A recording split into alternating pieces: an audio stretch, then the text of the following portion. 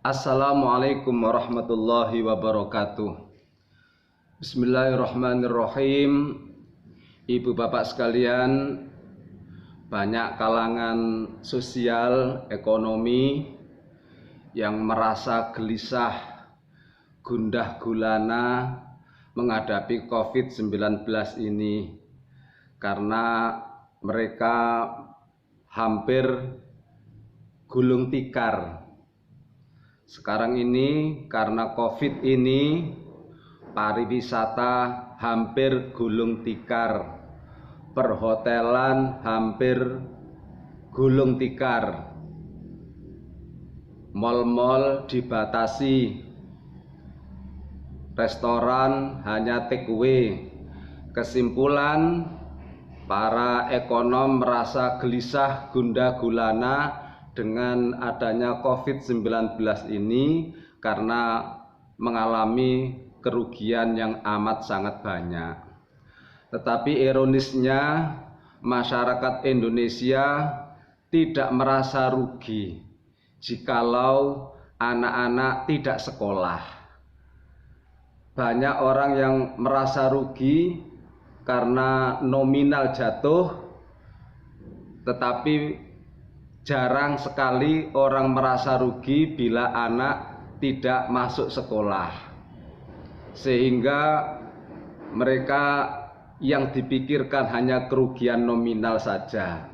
Sementara generasi muda ke depan mereka tidak memikirkan kalau toh ada alternatif ganti sekolah melalui homeschool, saya kira masih tidak terlalu efektif bila dibanding dengan KBM yang ada di sekolahan. Kita hitung satu saja. Kalau di sekolahan itu waktunya mulai 6:30 sampai jam 12. Itu berarti 5 jam sekolah. 5 jam 30 menit mereka belajar. Tetapi berapa mereka kalau belajar di rumah? Mereka belajar di rumah itu berapa jam? 1 jam saja sudah alhamdulillah. Iya kan? Lah kalau 1 jam saja dia belajar alhamdulillah, terus 4,5 jam kemana? Anak-anak katakan belajar di rumah. Hanya 1 jam, itu sudah mending. Kalau demikian berarti yang 4,5 jam itu lari kemana? Tidak ada lain rata-rata. Ada yang nongkrong di warung kopi, ada yang khusyuk di game online, ada yang reario di jalan raya tanpa ada tujuan dan arah yang jelas. Ini rata-rata anak sekarang. Nah, melihat kondisi semacam ini, maka orang tua, wali murid saat ini sudah merasa jenuh melihat putra-putrinya tiada hari tanpa reario, melihat putra-putrinya tiada hari tanpa main game online, putranya tiada hari tanpa nongkrong di warung kopi. Sementara seandainya ibu bapaknya mendampingi pun tidak bisa maksimal karena aktivitas yang lain. Sehingga adanya new normal merupakan sesuatu yang diimpikan oleh semua kalangan. Orang tua sudah merasa jenuh mendampingi putra-putrinya. Anak pun ketika reario, ketika nongkrong di warung kopi pun mengalami kejenuhan. Gurunya pun merasa berdosa kalau tidak menyalurkan ilmu pengetahuan kepada anak didiknya.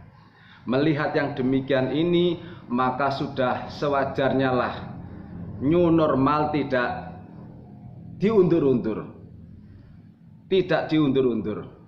Kalau hanya SOP-nya seperti itu, SOP pendidikan jaga jarak, social distance, pakai masker, disediakan cuci tangan, hand sanitizer.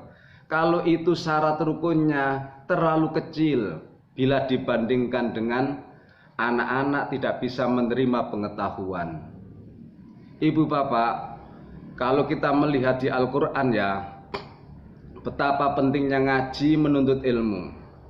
Falaula nafara min kulli firqatin minhum ta'ifatul liyatafaqahu fiddin wal yundiru qaumahum idza raja'u ilaihim la'allahum yahdharun. Zaman dahulu itu perang itu bagus, perang itu mulia, tetapi oleh Allah jangan semuanya ikut perang. Kalau ikut perang siapa yang menimba ilmu pengetahuan? Seharusnya ada kelompok yang mengikuti perang, tetapi ada kelompok yang mengkaji ilmu pengetahuan, mengkaji ilmu agama, sehingga ketika mereka habis perang bisa ditulari ilmu pengetahuannya. Itu menunjukkan bahwasanya ilmu pengetahuan tidak boleh mandek gara-gara apapun, nggak boleh berhenti gara-gara apapun. Sampai perang saja Allah menyatakan jangan semuanya ikut perang.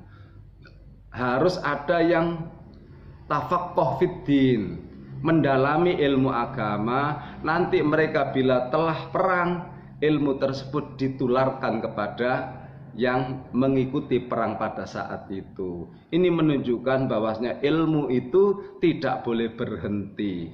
Lah kalau stay at home tidak bisa efektif, sementara new normal diundur-undur, maka malapetaka bangsa kita akan kita rasakan. 10 tahun yang akan datang, generasi muda akan lemah pengetahuannya karena terhenti KBM yang ada di sekolahan.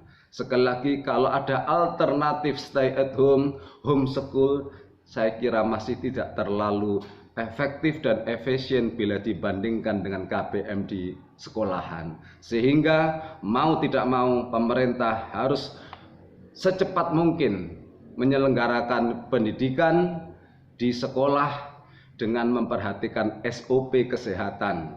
Istilahnya new normal pendidikan Indonesia. Terima kasih, mohon maaf. Assalamualaikum warahmatullahi wabarakatuh.